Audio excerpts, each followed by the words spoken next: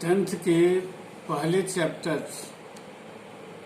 Nationalism in Europe को revise कराते समय पहला जो चैप्टर का पहला सेक्शन है उसके बारे में बताए थे कि किस तरह फ्रेंच रिवॉल्यूशन के बाद एक नेशन स्टेट बना, क्या सब वहाँ जो है सो रिफॉर्म्स ऐसे किए गए जिससे कि फ्रांस एक नेशन स्टेट बना। ऐसा माना जाता है कि एक्चुअल में फर्स्ट नेशन स्टेट फ्रांस ही बना था। एक नेशन स्टेट में जितने क्वालिटी होना चाहिए वो फ्रांस में ही थे, इसलिए फ्रांस वास्तव में पहला नेशन स्टेट था। आज बताएंगे कि नेपोलियनिक कोड के बारे में, जिसको सिविल कोड कहा जाता है। मॉडर्न पीरियड में नेपोलियन ही पहला ऐसा रूलर हुआ जो कि एक सिविल कोड बनाया, और सिविल कोड में इस तरह के लॉज बनाए गए, इस तरह के प्रोविजन किए गए जो फैमिली लाइफ, सोशल लाइफ इस सब से जुड़े हुए थे। लोगों को इसके द्वारा बहुत सारे राइट्स दिए गए। पिछले क्लास में बताए थे कि किस तरह फ्रेंच रिवॉल्यूशन के बाद जो रिवॉल्यूशनरीज थे उन्होंने यह डिक्लेयर किया कि फ्रांस का मिशन है कि यूरोप के दूसरे देशों को डिस्पोटिज्म से, ऑटोक्रेटिक मोनार्की से लिबरेट करना, छुटकारा दिलाना, और साथ साथ दूसरे यूरोप के देशों को नेशन स्टेट बनाने में हेल्प करना। ये भी पिछले क्लास में बताए थे कि किस तरह इसके बाद यूरोप के दूसरे देश में इसके कारण काफी उत्साह बढ़ा। दूसरे देश में जैकोबिन क्लब, जो फ्रांस में जिसकी स्थापना पहले हो चुकी थी, उस तरह के जैकोबिन क्लब की स्थापना यूरोप के नेबरिंग स्टेट में होने लगी, और यूरोप के दूसरे देश के लोग इंतजार करने लगे कि फ्रेंच आर्मी यदि उनके यहाँ आएगी तो किस तरह जैकोबिन क्लब के द्वारा उनको वे असिस्ट करेंगे, हेल्प करेंगे, उन देशों को डिस्पोटिक रूलर से जो छुटकारा दिलाने में, निरंकुश शासक से छुटकारा दिलाने में, और उन देशों को एक मॉडर्न और नेशन स्टेट बनाने में। ऐसा ही हुआ जब 1790s के डिकेड में जब French army Holland, Belgium, Switzerland, Italy के बहुत सारे इलाकों में इस समय पहुंची तो वहां के लोगों ने बड़े उत्साह से उसका स्वागत किया। धीरे धीरे करके फ्रांस अपने नेबरिंग स्टेट के बहुत सारे इलाकों को जीत करके अपने कंट्रोल में ले लिया और उस पर अपना रूल एस्टेब्लिश कर लिया। इसके कारण वहां के लोगों में नाराजगी थी।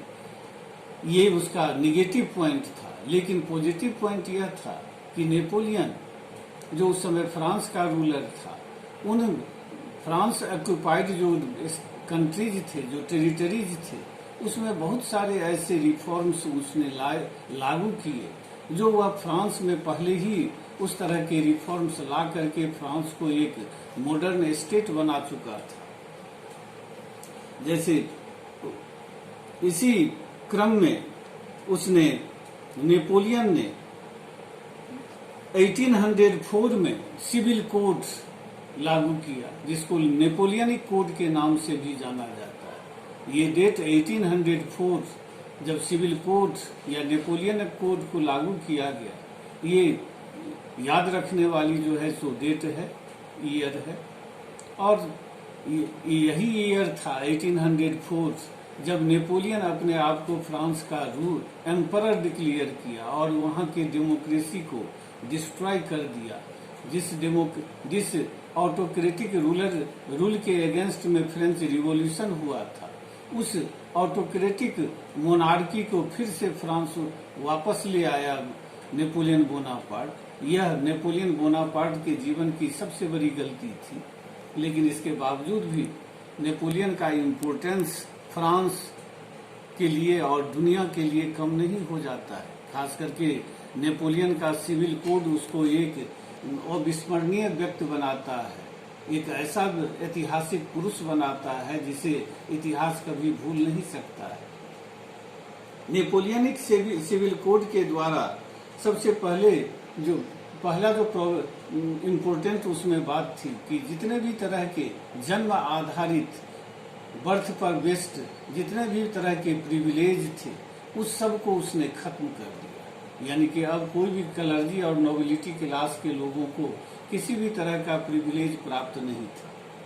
दूसरा जो काम किया उसने कि एस्टेब्लिश्ड इक्वलिटी बिफोर लॉ, कानून के समक्ष सभी आदमी को बराबर कर दिया। अब कानून के नजर में कोई विशेष आदमी नहीं रह गया जैसे पहले होता था। जबकि क्लर्जी और नोबिलिटी क्लास को प्रिविलेज मिला था तो कानून के नजर में वे लोग विशिष्ट थे, लेकिन अब सभी लोग कानून के समक्ष एक जैसे हो गए।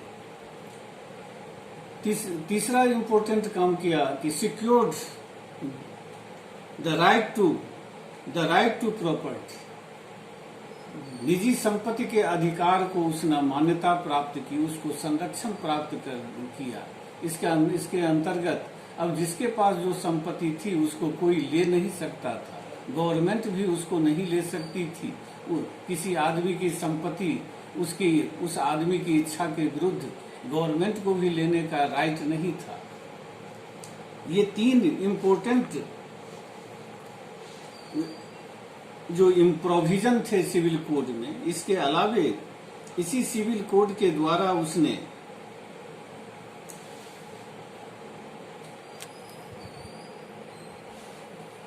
जो काम किए कि जितने भी एडमिनिस्ट्रेटिव डिवीजन को सिंप्लीफाई किया। मतलब ये हुआ कि प्रशासनिक विभाजन को सरल किया। यानी कि इस तरह के जैसे आजकल हम लोग देखते हैं कि डिस्ट्रिक्ट होता है, सब डिवीजन होता है, ब्लॉक होता है, तो इस तरह के इसी को कहते हैं एडमिनिस्ट्रेटिव डिवीजन। तो इस तरह की व्यवस्था उसने की ताकि शासन चलाने में जो है सुविधा हो सके। इसके अलावे उसने जो फ्यूडल सिस्टम, जो सामंती व्यवस्था जो थी जिसमें नोबिलिटी क्लास के लोग लैंडलॉर्ड होते थे, अपने अपने जो है सो फ्यूडिटरी में अपने अपने सामंती क्षेत्र में इलाके में वे रूलर होते थे। उनको टैक्स कलेक्ट करने का अधिकार था, वहाँ के लोगों से, किसानों से खास करके मुफ्त में काम करवाने का अधिकार था। तो ये फ्यूडल सिस्टम के अंतर्गत आता था। इस सिस्टम को उसने खत्म कर दिया। यानी अब कोई फ्यूडेटरी नहीं होता, कोई सामंत नहीं होते, कोई लैंडलॉर्ड नहीं होता। इसके अलावे यूरोप सर्फडम और मेनोरियल ड्यूज, यानी उस समय भूदासत्व प्रथा थी, यानी जमीन के साथ मजदूर जुड़े हुए रहती थी। जमीन बिकती थी तो उसमें काम करने वाले मजदूर भी बिक जाते थे। ऐसे मजदूरों को सर्फ और ऐसी व्यवस्था को सर्फडम कहते थे। तो इसको भी खत्म कर दिया। इसी से मिलती जुलती मेनोरियल ड्यूज होती थी, उसको भी उसने खत्म कर दिया सिविल कोड के द्वारा। इसके अलावे टाउन में गिल्ड सिस्टम होता था जिसके अंतर्गत प्रत्येक